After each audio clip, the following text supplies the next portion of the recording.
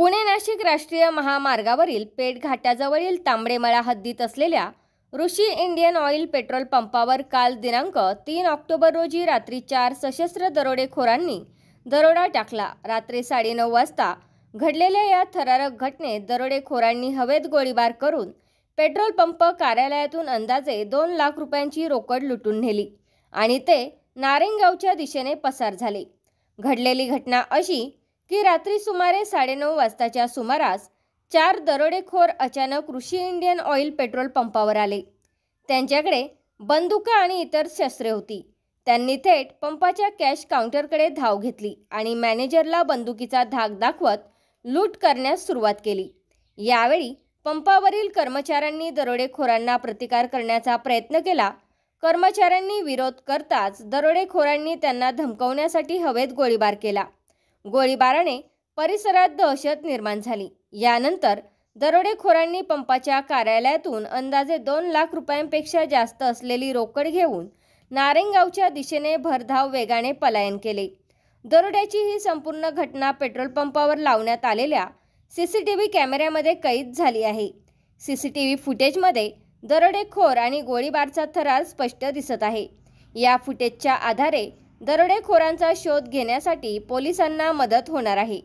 घटनेची माहिती मिळताच मंचर पोलीस स्टेशनचे अधिकारी व कर्मचाऱ्यांनी तात्काळ घटनास्थळी धाव घेतली। पोलिसांनी पंचनामा करून परिसरातील नाकेबंदी केली। पुढील सखोल तपास मंचर पोलीस स्टेशन करत आहे। या घटनेमुळे महामार्गावरील सुरक्षा व्यवस्थेवर प्रश्नचिन्ह निर्माण झाले आहे। दादा नमस्कार। हे जो पेट्रोल पंप आहे तुम्ही कामाला आहेत का?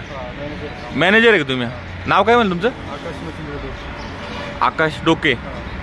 ते रात्री किती वाजता इथं घटना झाली आणि काय झालं सांगा? 9:30च्या दरम्यान झाली। रात्री 9:30 वाजता। 9:30 वाजता तुम्ही काय करत होते तेव्हा? 9:30 वाजता मी आतमध्ये होतो ऑफिसमध्ये, बिलिंग चेक करत होतो आणि बिलिंग चेक करताना ते चोर आले इकडच्या बाजूने, पेठच्या बाजूने। आता ह्या बाजूने ते ह्या पेठच्या बाजूने आले, इथून आले आणि इथं आले। किती जण होते ते सगळे? 4 जण होते। 4 जण या ठिकाणी आले। 4 जण आले, त्यांनी पहिल्यांदा काय केलं? पहिल्यांदा आले आणि इकडे साईडला गेले, वॉटर फिल्टरकडे गेले या बाजूला। वॉटर फिल्टरकडे गेले आणि एक जण बाईकवर उभा होता तिकडे त्या बाजूला शाईन गाडीवर, आणि एक जण बाहेर थांबला, 2 जण आतमध्ये आले, ऑफिसमध्ये आले। तर 2 जण ऑफिसमध्ये आले आणि त्या डायरेक्ट आले, डायरेक्ट त्यांनी गावठी कट्टे पिस्तूल टाईप होते त्यांच्याकडे दाखवले मला आणि मला म्हणले कॅश दे। म्हणलं नाही कॅश नाही इथं। ते म्हणले कॅश किती? म्हणलं नाही। आणि मग मी आमच्या माणसाला आवाज दिला, ते मामा जेवायला गेली पवार म्हणून, किसन पवार म्हणून जेवायला गेली। तर त्यांनी नंतर ते आले आतमध्ये आणि ह्याच ऑफिसमध्ये आलते ना? ह्याच ऑफिसमध्ये आले। धरपकड झाली तिथे आतमध्ये, धरपकड झाली। नंतर मग आरडाओरडा झाला। मग ते काही साईडने ड्रायव्हर गन दाखवले आम्हाला दोघांना पण, साईडने गेले, ड्रायव्हर खोलला, 2 नंबर ड्रायव्हर मध्ये मग कॅश होते त्यांनी दिले। किती कॅश होते असे ना अंदाजे? तर ते 2-1 लाख रुपये होते। 2 लाख रुपये। किती माणसं होती ती सगळी? 4 जण होते।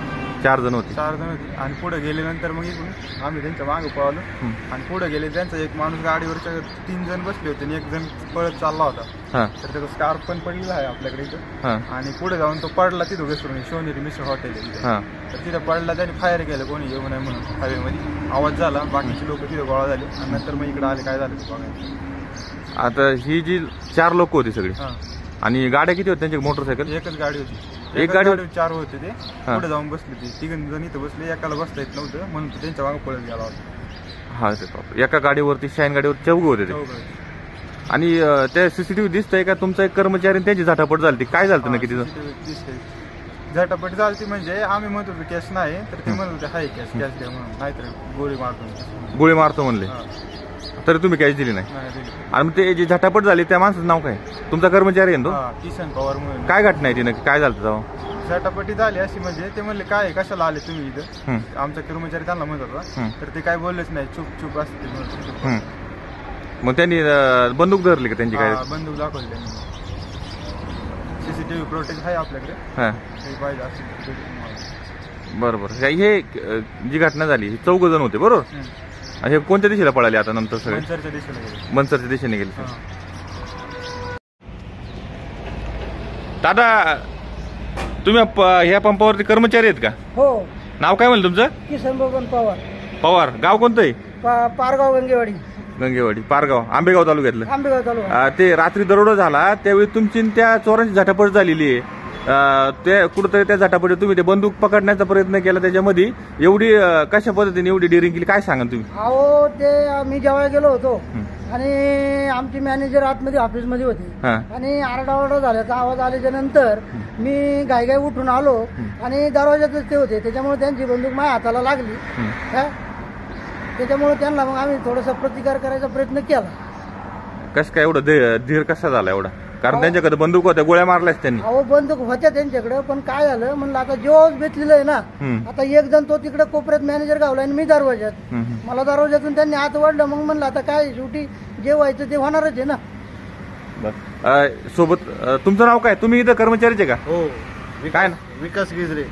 कुठले तुम्ही? मी आमुंडीचा आहे. आमुंडीचं आंबेगाव तालुक्यातलं. आंबेगाव तालुका. रात्री किती वाजता झाले? रात्री 9:30. 9:30 वाजता झालं का? हो. तेव्हा तुम्ही कुठे होते? मी बाहेर बसलो होतो. ऑफिसच्या बाहेर?